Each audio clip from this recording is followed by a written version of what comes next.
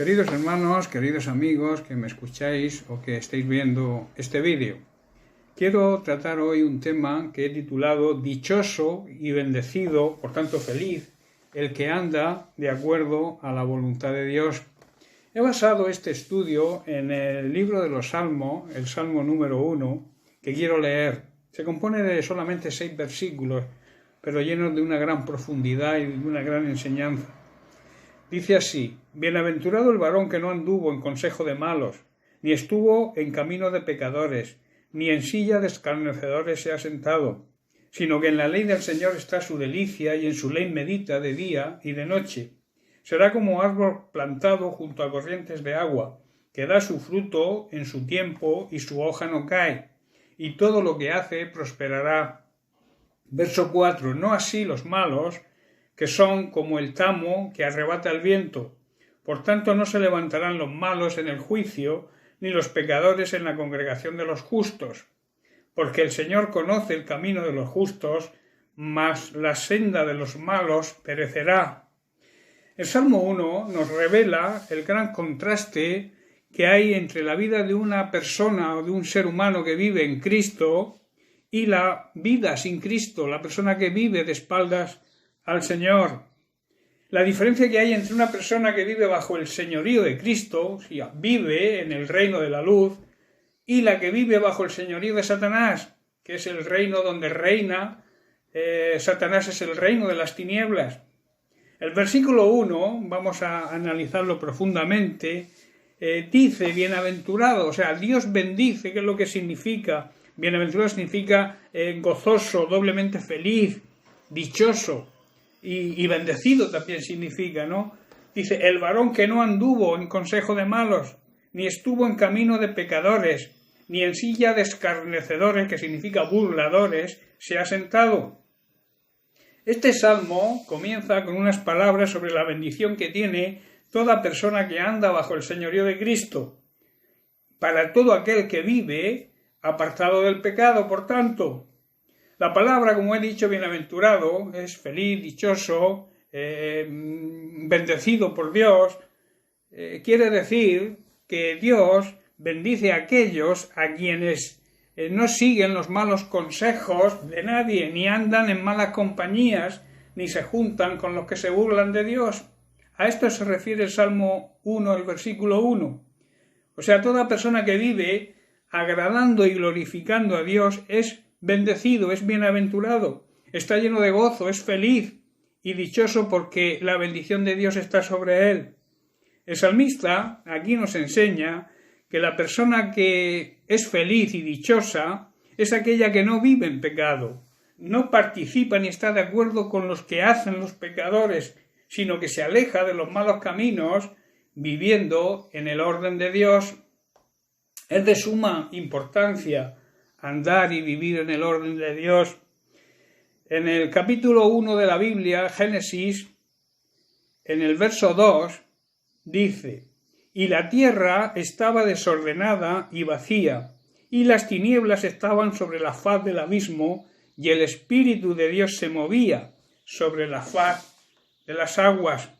Y Dios ahí puso un orden. Si seguimos leyendo en Génesis, vemos cómo Dios organiza toda la creación. La tierra hoy también anda en desorden. La anarquía es lo contrario al orden. La humanidad hoy vive en anarquía total. Vive contraria a los principios bíblicos, a los principios que están en la palabra de Dios. No se pone de acuerdo con Dios, quiere quitar a Dios de todo lado, de toda situación, de la familia, del hogar, de los colegios. La tierra, como estaba al principio de la creación, hoy está vacía de moral, vacía de ética, quizás llena de banalidades, sí, llena de huecas filosofías y tradiciones de hombres que invalidan, por cierto, la palabra de Dios y su poder. Las tinieblas, dice la Biblia, cubrían la tierra. Hoy en día también las tinieblas, que simboliza la oscuridad, simboliza la ignorancia, simbolizan el pecado, cubren también la tierra. Y ya lo advirtió Dios a través del profeta Isaías. Dios se lamentaba de la actitud del ser humano. Esto lo escribió Isaías en el 8º siglo antes de Jesucristo, pero es de plena aplicación para el día de hoy. Dice así el capítulo 5, el verso 20 de Isaías. Dice, ¡ay! ¡Ay! Es un lamento de Dios diciendo, ¡qué mal les va a ir a los que hacen lo malo y a lo que dicen de lo bueno lo llaman malo y hacen de la luz tinieblas y de las tinieblas luz, que ponen lo amargo por dulce y lo dulce por amargo, o sea, le cambian el orden total de Dios. Lo bueno, yo quiero enumerar las cosas buenas que vienen de Dios. Por ejemplo, lo bueno que hace la verdadera iglesia cristiana, los verdaderos cristianos, porque digo verdaderos porque también hay pseudo-cristianos, cristianos, digamos, entre comillas, que tuercen la palabra de Dios. Pero lo bueno, por ejemplo, hablar la palabra de Dios, hablar de Dios, predicar su palabra, hablar del amor de Dios, hablar de respeto a los valores que a muchos nos han enseñado nuestros padres, hablar de ética, hablar de moral, no aceptar la inmoralidad que hay hoy en día, defender el derecho a la vida, hablar de Cristo como la única vía de salvación para todo ser humano. Todo esto, en definitiva, es hablar de Cristo, es hablar de Dios, que por cierto fue el hombre más grande nacido de mujer. Jesucristo predicaba y enseñaba, y su predicación y su enseñanza fue un ser extraordinario aquí en la tierra, tan extraordinario que llegó a marcar los tiempos de la humanidad, cambió la historia de la humanidad en un antes de Cristo y un después de Cristo. Y si analizamos sus enseñanzas, vemos que defendió a la mujer, defendió a los niños, a los pobres, a los desvalidos, cubriendo su necesidad. Su vida la dedicó a hacer el bien, a hacer lo bueno. Él dijo, yo no he venido a que me sirvan, yo he venido a servir a los demás y dar mi vida por el rescate de toda la humanidad.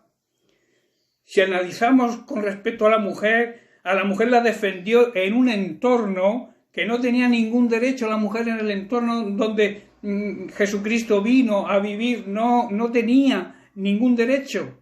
Defendió y trató con las prostitutas ante la hipocresía de los religiosos de la época.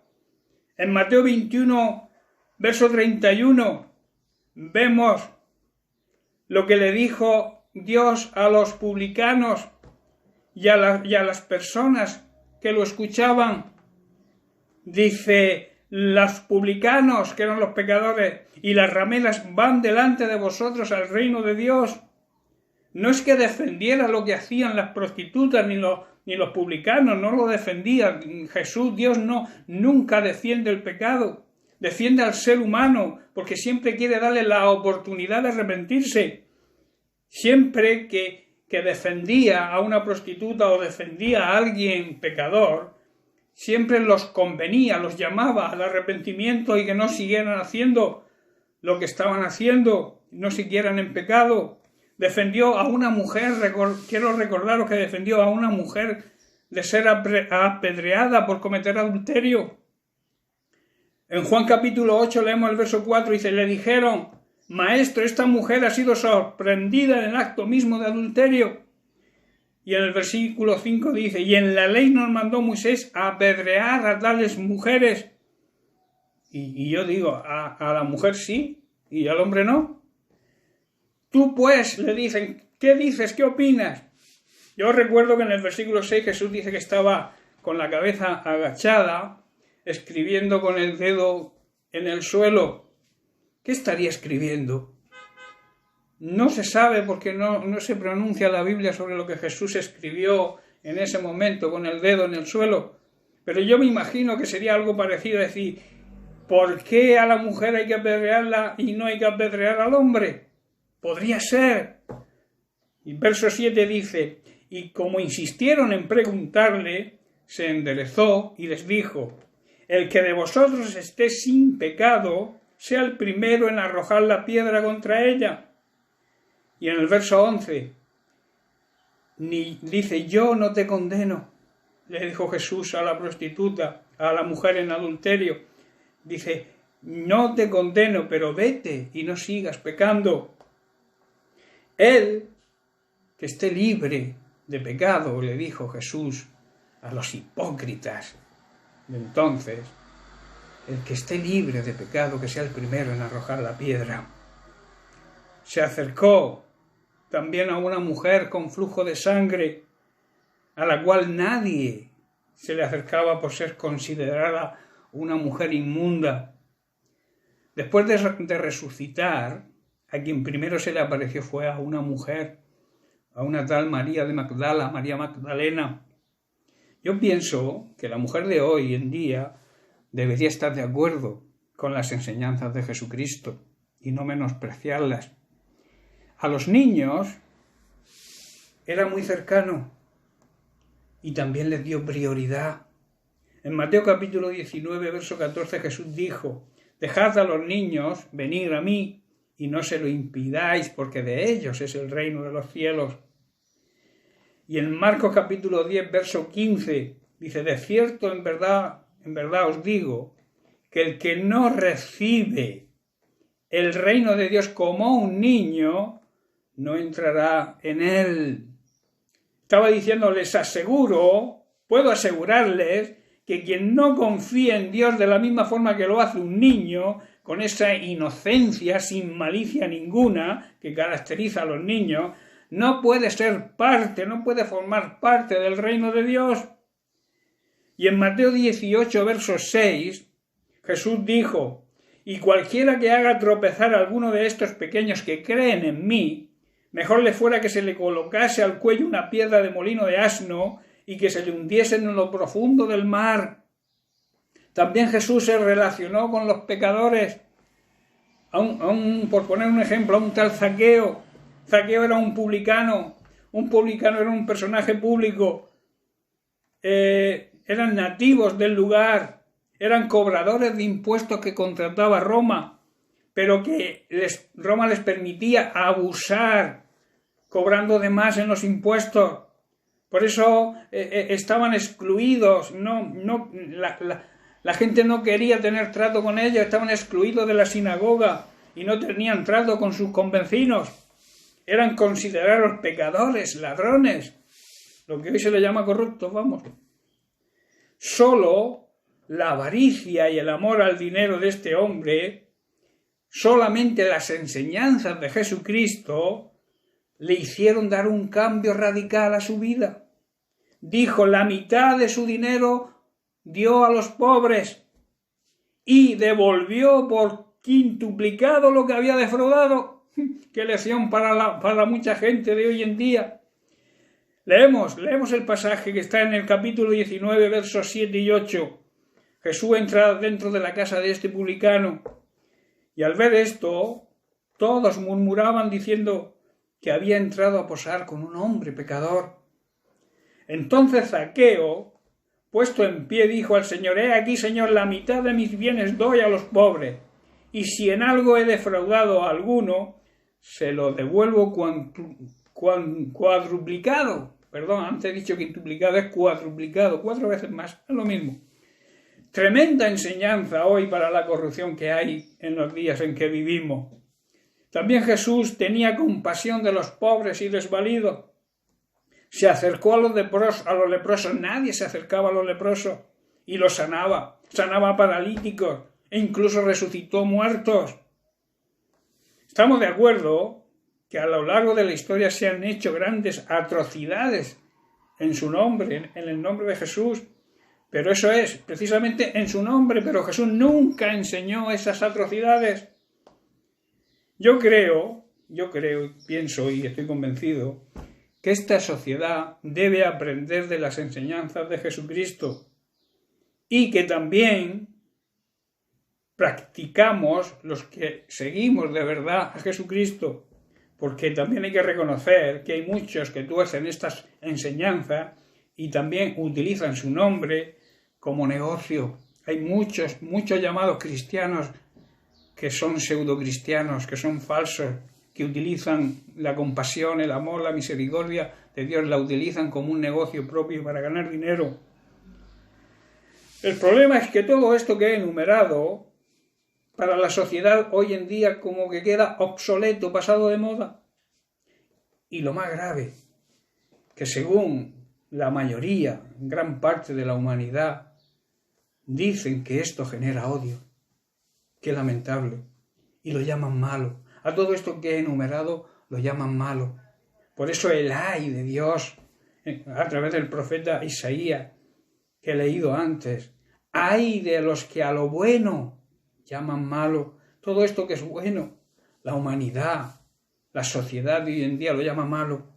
Y lo malo, voy a enumerar, la defensa del divorcio, defender el aborto, defender la eutanasia, defender la inmoralidad y la depravación sexual que hoy existe, defender e imponer las ideas o ideologías de unos colectivos sobre otros. Por cierto, esto es anticonstitucional, porque nos debemos respetar los unos a los otros y respetar nuestras ideas y que cada uno haga conforme a sus creencias, que actúe sin meterse en el terreno de nadie. Todo esto, para la gran parte de la sociedad, es bueno. Repito, el divorcio, el aborto, la eutanasia, la inmoralidad que existe. Defender todas estas ideas e ideologías que confunden incluso a los niños de corta edad. Todo esto, lamentablemente para la sociedad de hoy en día, es bueno. Isaías 5:23, Dios sigue lamentándose y advirtiendo, ¡ay! O sea, que mal les va a ir a los que justifican al culpable mediante cohecho, mediante soborno, y al justo, al inocente, le quitan su derecho. Por eso es la necesidad de un génesis, de un nuevo principio, de un nuevo empezar en la sociedad en que vivimos. Igual que la tierra estaba desordenada y vacía, hoy está lo mismo y necesita que se produzca un génesis, un cambio, un nacer de nuevo, un nuevo principio, que es lo que significa génesis, principio. También en el pueblo de Dios, en su iglesia, debe haber un empezar de nuevo, debe haber un génesis. Hay muchas personas llamadas cristianas que viven en desorden, que el orden en su vida lo establecen ellos mismos y no se sujetan a nada ni a nadie. También, por eso el pueblo de Dios debe también salir, que es otro de los problemas de hoy en día, salir de su comodidad, dejar el confort, el estado de confort que ha estado viviendo en los últimos tiempos y empezar un génesis de nuevo y empezar a ejercitar su ministerio, su trabajo al que fue comisionado por nuestro Señor Jesucristo poco antes de partir de esta tierra. Sigamos pues con la persona que llama el salmista bienaventurada, bendecida en el Salmo 1. Esta persona, si por algún motivo comete algún pecado, porque cometer pecado es errar al blanco en un momento determinado, porque no es lo mismo, quiero hacer aquí una salvedad, no es lo mismo errar, cometer un pecado, que vivir conscientemente en pecado. Entonces esa persona que tiene las características del Salmo 1, esa persona se arrepiente, cambia de proceder, cambia de forma de pensar, porque quiere alejarse de todo lo que no le agrada a Dios. Debemos recordar que Dios no puede tener comunión con aquellos que viven en pecado. Su santidad no le permite relacionarse con el pecado. Ama al ser humano, de tal forma lo amó, según Juan 3:16, que envió a Jesucristo a morir en la cruz, para que todo aquel que se arrepienta, que reconozca ese sacrificio, que acepte el señorío de Cristo, reciba la salvación. No importa raza, nación, no importa situación, no importa nada, la salvación es para todos. De tal manera amó Dios al ser humano, a la humanidad, al mundo, que entregó a Jesucristo a la cruz, para que todo aquel que cree y le obedece tenga vida eterna. En 1 de Juan capítulo 2, verso 1, el apóstol Juan dice: hijitos míos, estas cosas os escribo para que no pequéis, no viváis en pecado, está diciendo. Y si alguno hubiere pecado, o sea, si alguno errara ocasionalmente en el blanco, abogado tenemos ante el Padre a Jesucristo el justo, que quiere decir que fue justo, amó la justicia y la puso por obra, la practicó. Toda persona puede y debe restaurar su comunión, su relación íntima con Dios, pero no hay otra cosa más que el arrepentimiento para hacerlo, que es un cambio radical. Sin el arrepentimiento es imposible esa restauración. En 1 de Juan capítulo 1, verso 9 leemos: si confesamos nuestros pecados, o sea, si reconocemos que somos pecadores, Él es fiel y justo. La fidelidad y la justicia de Dios son inseparables, siempre van unidas. Él es fiel y justo para perdonar nuestros pecados y limpiarnos de toda maldad. Por esta razón, la persona sabia es aquella que teme a Dios y guarda, obedece sus mandamientos. Proverbios 1:7, el salmista Salomón escribió: el principio de la sabiduría es el temor a Dios. Los insensatos desprecian la sabiduría y la enseñanza. En otras palabras, el primer paso para ser sabio es honrar, respetar y obedecer a Dios. ¿Qué es lo que significa temer? Temer no es tenerle miedo a Dios, no es tenerle pánico a Dios, es honrarle, respetarle y obedecerle.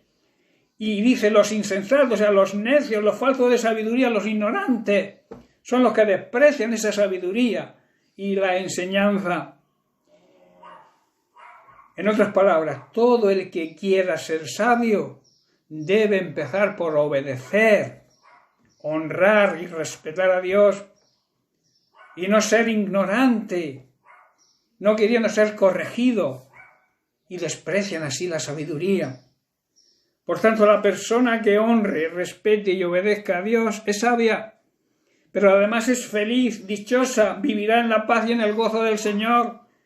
Esa es a lo que el salmista llama la bendición, la bienaventuranza que reciben aquellos que andan de acuerdo a la voluntad de Dios.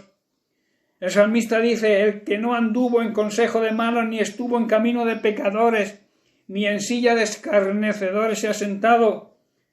Se está refiriendo el salmista a la persona que no participa de la maldad, de la falta de ética, de la corrupción y de la inmoralidad, sobre todo sexual, en la que hoy en día vivimos.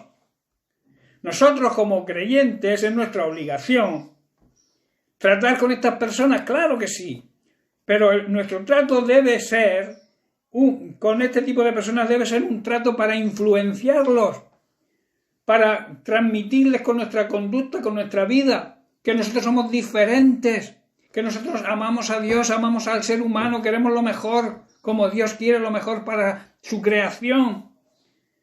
Y nosotros tenemos que andar en esa gracia de Dios, en esa gracia que nos transmite esa paz y esa tranquilidad y ese sosiego aún en medio de las circunstancias más adversas. Porque nuestra victoria, que es la gracia de Dios, que es Jesucristo, esa victoria fue sobre el pecado. Y de esta manera, así les podemos marcar a toda la gente que nos rodea el camino de la salvación que nosotros, que Jesucristo. Imitándole, Jesús dijo: el que quiera ser mi discípulo. Jesús no lo dijo, lo dijo el apóstol: el que quiera ser discípulo de Jesús tiene que andar de la misma forma que Jesús anduvo. En 1 de Pedro, capítulo 2, verso 9, dice el apóstol Pedro, dice: mas vosotros, refiriéndose a su iglesia, sois un linaje escogido, o sea, una familia escogida. Sois un real sacerdocio, sacerdotes al servicio de Dios, una nación santa, apartada y dedicada a su obra, un pueblo adquirido, comprado por Dios, con un propósito, que es que anunciemos las obras de Jesucristo, anunciemos las virtudes de Cristo, anunciemos sus enseñanzas y pasemos de la oscuridad, de las tinieblas, de la ignorancia y del pecado, pasemos a la luz admirable, al reino de la luz admirable, donde reina Cristo, reflejo de santidad. Las virtudes, las obras de Cristo dan testimonio de su vida y su conducta en esta tierra. Y cómo fue una gran influencia para los pecadores de aquella época, pero también tiene que serlo para nosotros ahora. Él fue una gran influencia, pero no llegó a contaminarse. La Biblia dice que Él padeció todo tipo de tentación, pero no cayó en pecado. Jesucristo siempre llamaba a las personas al arrepentimiento, mostrándose como la gracia, el regalo inmerecido de Dios a la humanidad y predicándoles el camino a la salvación. Mateo 4:17 dice: desde entonces comenzó Jesús a predicar y a decir: arrepentíos, porque el reino de los cielos se ha acercado. Su vida, su conducta, sirven también como ejemplo para nosotros hoy y sigue llamando a la humanidad al arrepentimiento.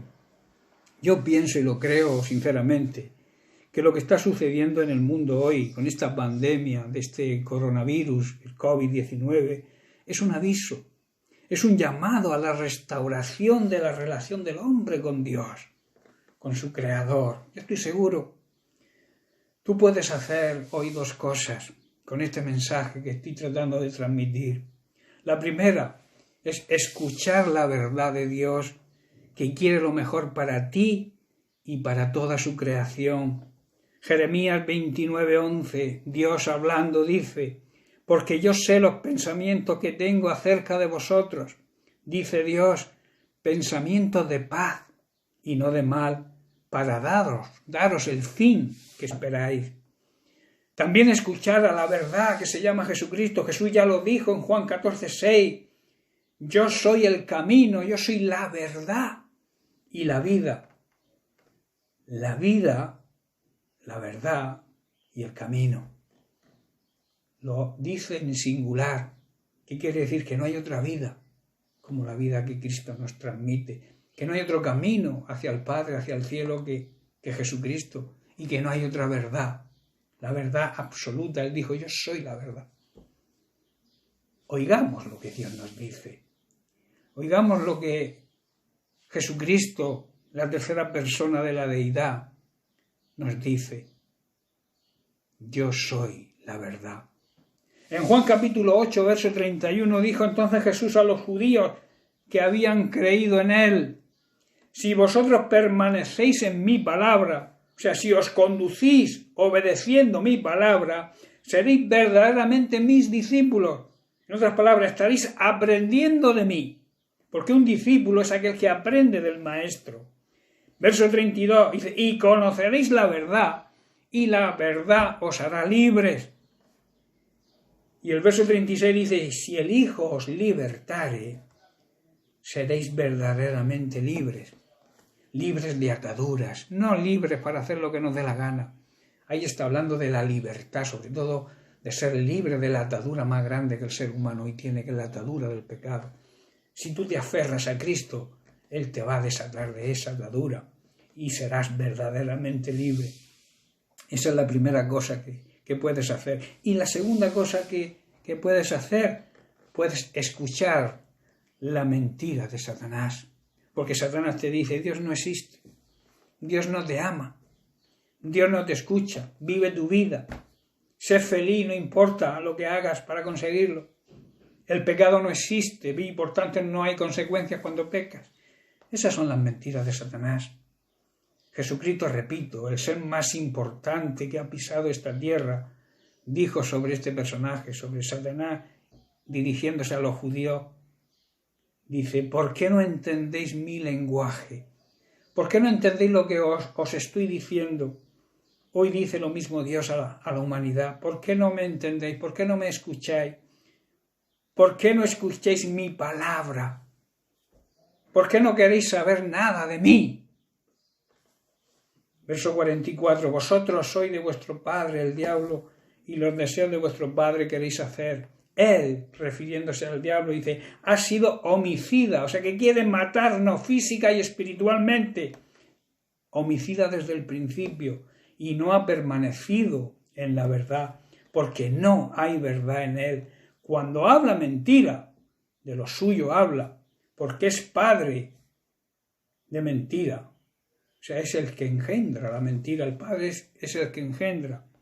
Estas palabras son también hoy para la humanidad. Jesús dice, estáis escuchándole a él, estáis escuchando a Satanás, no me escuchéis a mí, Verso 45, y a mí, porque digo la verdad, no me creéis. Creéis la mentira y no creéis la verdad. ¿Quién de vosotros me redarguye de pecado? Pues si digo la verdad, ¿por qué vosotros no me creéis? Verso 47, aquí Jesús da el motivo por el cual la humanidad y la gente de entonces no le creían. Dice, el que es de Dios, el que busca la verdad, las palabras de Dios oye, las palabras de Dios presta atención y no presta atención al enemigo. Por eso las oís vosotros, porque no sois de Dios. Yo me pregunto, ¿por qué es más fácil creer la mentira de Satanás que creer la verdad de Jesucristo? Quiero decirte algo, la verdad siempre va a prevalecer sobre la mentira. Hay algunos dichos populares que quiero enumerar algunos, lo que se llaman refranes. Dice, la mentira dura hasta que la verdad florece. La verdad es como el aceite, siempre está por encima. Una verdad a medias también advierte este refrán, esta palabra popular. Una verdad a medias es una mentira completa, que es lo que hace muchas veces el enemigo. Nos dice medias verdades. Por eso necesitamos discernimiento. El discernimiento no es distinguir, saber apreciar lo malo de lo bueno, sino distinguir lo bueno de lo poco malo. Lo poco malo sigue siendo malo. Por muy poca mentira que haya en una enseñanza, esa poca mentira corrompe toda la enseñanza, cambia. Un poco de levadura leuda toda la masa, dijo Jesús. En el libro de Habacuc hay una gran promesa de Dios para este tiempo. Capítulo 2, verso 14. Dice, porque la tierra será llena del conocimiento y de la gloria de Dios, de la misma manera que las aguas cubren el mar. Lo creas o no, esta tremenda promesa se va a cumplir, se cumplirá. Por eso el salmista dice que Dios bendice a quienes no siguen los malos consejos, ni andan en malas compañías, ni se juntan con aquellos que se burlan de Dios. Este ha sido el análisis del verso 1 del Salmo 1. Vamos a estudiar ahora el versículo número 2. Seguimos tratando sobre la bendición que recibe la persona que vive en la voluntad de Dios. Dice así el verso 2, sino que en la ley de Dios está su delicia, y en su ley medita de día y de noche. En otras palabras, Dios bendice a aquellos que aman su palabra y alegres la estudian de día y de noche. Este versículo se refiere a la persona que se aleja de los malos caminos y encuentra la palabra de Dios como un deleite, una delicia. Se goza en la palabra de Dios, siente felicidad y por tanto se hace acreedor a la bendición de Dios. Se podría decir que se relame, por decir una palabra, que se relame en la presencia de Dios, encuentra gusto y satisfacción y placer en la palabra de Dios, ama estar en la presencia de Dios, ama estar en la dulzura que Dios transmite. En el Salmo 119, el verso 174, el salmista dijo, he deseado tu salvación, oh Dios, y tu ley es mi deleite, es mi delicia. También se refiere este versículo 2 a la persona que tiene hambre y sed de la palabra de Dios y la convierte en su alimento espiritual. En Juan capítulo 6, verso 33 en adelante, Jesús les decía a la gente que le seguía, a esa gente que habían recibido alimentación física después de la multiplicación de los panes y los peces. Dice el verso 33 del capítulo 6 de Juan, porque el pan de Dios es aquel que descendió del cielo y da vida al mundo. Le dijeron, Señor, danos siempre este pan. Ellos seguían pensando en el alimento físico que habían recibido anteriormente. Jesús les vuelve a decir, yo soy el pan de vida. O sea, yo, mi palabra, mi enseñanza. El que a mí viene nunca tendrá hambre, y el que en mí cree no tendrá sed jamás. Les está hablando de la necesidad de la palabra de Dios, de la necesidad de aprender las enseñanzas que él transmitía. Hermanos, la necesidad, o amigos que escucháis o veis, la necesidad más grande del ser humano hoy es la necesidad de la salvación. Jesús les hablaba de esa necesidad y que sólo podrían ser saciados por medio de él, el pan que había bajado del cielo. Igual hoy el ser humano necesita la salvación que sólo viene de y a través de él, del único que ha bajado del cielo hasta ahora. Ninguna religión sacia, ninguna religión salva a nadie. Hechos capítulo 12, el apóstol Pedro ante el concilio lo declaró y dijo: en ningún otro hay salvación, refiriéndose a Jesucristo, porque no hay otro nombre bajo el cielo dado a los hombres en que podamos ser salvos. Este versículo 2, se refiere también a que Dios bendice al que medita con alegría en su palabra. La palabra meditar significa reflexionar, hacer un estudio profundo, pensar con detenimiento en la palabra de Dios. Así, de esta manera, las personas podrán encontrar los tesoros escondidos que se encuentran en la Biblia, en su palabra, y ponerla por obra, claro, ponerla en práctica, poner en práctica todos los mandamientos, todo el consejo de Dios para el ser humano. El apóstol Pablo escribe en Colosenses 2, del 1 al 4, porque quiero que sepáis cuán gran lucha obtengo por vosotros y por los que están en la Odisea y por todos los que nunca han visto mi rostro. Verso 2, para que sean consolados sus corazones, unidos en amor, hasta alcanzar todas las riquezas de pleno entendimiento, a fin de conocer el misterio de Dios, el Padre, y de Cristo. ¿En quién? O sea, en Cristo y su palabra están escondidos todos los tesoros de la sabiduría y del conocimiento. En otras palabras, que a través de ese conocimiento, de esos tesoros escondidos, podemos vivir una vida plena y llena de bendición de Dios. Y el verso 4, y esto lo digo para que nadie os engañe. Hoy en día hay mucho engaño. También existe el autoengaño, que yo considero el peor de los engaños, engañarnos a nosotros mismos. La Biblia advierte mucho sobre el engaño, habla mucho del engaño. Hoy en día el engaño prioriza toda la humanidad. Hay mucho engaño hoy en día. Por eso dice, nadie os engañe con palabras persuasivas. Está diciendo que os pueden convencer. Lleven cuidado con el engaño, distingan el engaño. Y para distinguir el engaño, para distinguir la mentira, debemos conocer la verdad. Y la verdad, lo vuelvo a repetir, lo dijo Jesucristo, yo soy la verdad. Conociendo a Jesucristo, conociendo sus palabras, conociendo sus enseñanzas, vamos a detectar toda mentira que se nos pueda presentar. Pero para eso debe haber en nosotros ese deseo de conocer la verdad y de conocer a Cristo. Otro ejemplo que encontramos en la Biblia fue cuando Dios habló a Josué, diciéndole y aconsejándole antes de entrar en la tierra prometida.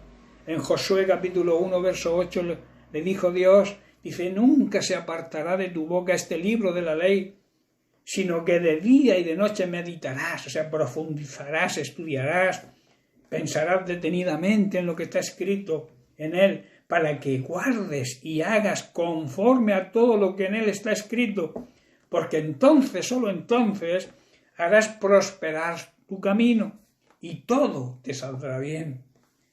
Tremenda promesa, ¿verdad? Pero para eso debemos meditar en su palabra, estudiar su palabra, sumergirnos en su palabra, y Dios nos va a transmitir esa paz, esa tranquilidad, y sobre todo vamos a conocer la verdad, para que podamos ser libres de tanto engaño y de tanta mentira. Por esta razón, cuando se medita, se profundiza, se estudia y se guarda, o sea, se obedece y se pone por obra las instrucciones de Dios, siempre será de bendición para nosotros. Versículo 3 dice así, la persona que vive de acuerdo a la voluntad de Dios será como el árbol plantado junto a corrientes de agua, que da su fruto en su tiempo y su hoja no cae, y todo lo que hace prosperará. El salmista aquí está haciendo una simbología mediante algo de la naturaleza, nos quiere revelar un gran misterio espiritual. El árbol simboliza, muchas veces en la Biblia lo simboliza, el árbol simboliza al ser humano y la necesidad de su alimento, en este caso espiritual. Las corrientes de agua aquí simbolizan la palabra de Dios, la cual es la que da vida a nuestro ser. Juan capítulo 6, verso 63, el espíritu es el que da vida, la carne para nada aprovecha. Las palabras que yo os he hablado son espíritu y son vida. La palabra de Dios son vida para todo aquel que las haya. De la misma manera como un árbol plantado junto a un río, sus raíces buscan el agua para absorber los nutrientes, para poder crecer. Lo mismo ocurre en la vida de un creyente que busca en la palabra de Dios el alimento necesario para el crecimiento de su vida, para el crecimiento de su vida espiritual, sobre todo su relación íntima con Dios, y así poder dar fruto. Ese fruto que el apóstol Pablo nombra las cualidades que debe tener en Gálatas capítulo 5, versos 22 y 23, las características de ese fruto, porque solamente es un fruto, deben ser el amor, el gozo, la paz, la paciencia, la benignidad, la bondad, la fe, la mansedumbre y la templanza, el dominio propio. Qué importante, ¿verdad? Qué grandes tesoros podemos encontrar meditando y analizando la palabra de Dios. Versículo 4. Seguimos tratando con el hombre que vive de acuerdo a la voluntad de Dios. Aquí dice, no así los malos, que son como el tamo. El tamo es el polvo, la paja, la pelusilla que se desprende después de trillar las semillas. Dice que arrebata el viento. O sea, no sucede lo mismo con los que hacen mal contra los malos. Son como la paja inútil que es esparcida por el viento. Este versículo marca la diferencia que existe entre las personas que andan en la voluntad de Dios, andan en Cristo, y las personas malvadas, que la Biblia los llama así malvadas, son aquellos que viven de espaldas a Dios, no quieren saber nada de Dios, no aceptan o no han aceptado a Jesucristo como Señor y Salvador. La Biblia los llama malos. Entonces no serán bendecidos, no serán dichosos, no serán felices nunca. La persona malvada, como así lo llama la Biblia, no dará el mismo fruto. Y si no se arrepiente, su fin es la perdición. Como hemos visto en la simbología, el final de la persona malvada va a ser como el polvo, la paja o la pelusa, que no sirve para nada y que la arrebata el viento. Es como el hombre que fue negligente al no edificar sobre la roca que es Jesucristo. Él dijo, como hemos visto, que Él es el camino, la verdad y la vida. Construyó su vida sobre la arena movediza, sobre las mentiras, sobre los engaños de Satanás, y de esta manera su vida fue destruida. Verso 5. Por tanto no se levantarán los malos en el juicio, ni los pecadores en la congregación de los justos. El juicio de Dios se levantará en contra de todos los malos, los malvados, que son aquellos que nunca creyeron en Jesucristo, ni se arrepintieron nunca de sus pecados. La Biblia dice que serán juzgados severamente. En Apocalipsis capítulo 21, verso 8 dice, pero los cobardes e incrédulos, los abominables y homicidas, los fornicarios y hechiceros, los idólatras y todos los mentirosos tendrán parte en el lago que arde con fuego y azufre, que es la muerte segunda, el infierno, la condenación. Y por último, ya analizando el final de este salmo, el versículo 6 dice, porque Dios conoce el camino de los justos, mas la senda de los malos perecerá. El que cree en Él, dice Juan capítulo 3, verso 18, el que cree en Él no es condenado, pero el que no cree ya ha sido condenado porque no ha creído en el nombre del unigénito Hijo de Dios. Por tanto, ¿en qué bando estamos? ¿De qué parte estamos? ¿Estamos de parte de hacer la voluntad de Dios o vivimos de acuerdo a nuestra propia voluntad haciendo lo que nos da la gana? Dice la Biblia que es dichoso y bendecido, feliz el que anda de acuerdo a la voluntad de Dios, el que se deleita meditando en su palabra, el que la obedece y por tanto recibe la recompensa. En 2 de Juan capítulo 1 verso 8 dice: mirad por vosotros mismos para que no perdéis el fruto de vuestro trabajo, sino que recibáis el galardón completo. Apocalipsis 22:12: he aquí yo vengo pronto y mi galardón conmigo para recompensar a cada uno según sea su obra. No pierdas tu galardón, no pierdas tu recompensa. Os dejo, ya termino, os dejo con un consejo del apóstol Santiago, que está en Santiago capítulo 1, verso 21. Dice: por lo cual, desechando toda inmundicia, desechando toda abundancia de malicia, recibid con mansedumbre la palabra implantada, la cual puede salvar vuestra vida. La palabra de Dios puede salvar vuestra vida, pero quizá no entiendas que no se refiere a tu vida física, sino a tu vida espiritual, a la vida eterna, porque somos eternos, nuestro espíritu no muere.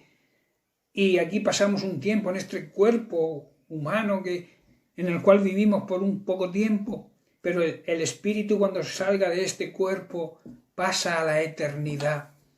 Y yo deseo que todo aquel que me escuche pueda pasar la eternidad con Dios, que es el regalo más grande, es la recompensa, el galardón más grande que un ser humano pueda recibir. Por eso es importante que nos apartemos de toda contaminación, que la palabra, dice, implantada por Dios en nuestros corazones, pueda ser para salvación. La palabra de Dios dice que en hebreo dice que es viva, o sea, que tiene vida propia y es eficaz, produce. Es algo que tiene vida y que es efectiva. Y más que otra cosa, la palabra de Dios es la verdad. Si tú buscas la verdad, tienes que encontrarla en Jesucristo, que es el verbo, la palabra hecha carne. El verbo de Dios hecho carne se llama Jesucristo y vino a esta tierra con el propósito de arreglar nuestra situación con Él, arreglar nuestra intimidad, nuestra relación íntima con Dios, que había roto el pecado. Así que, hermanos, amigos, personas que habéis escuchado este mensaje, deseo de verdad que este mensaje os haga reflexionar. Y si estás en el bando equivocado, aún, quiero darte una buena noticia, aún estás a tiempo de aferrarte a la verdad y desechar la mentira y cambiar al reino de la luz, al reino de Jesucristo, que es la luz. Él lo dijo: yo soy la luz. Amén. Que Dios les bendiga. Un fuerte abrazo.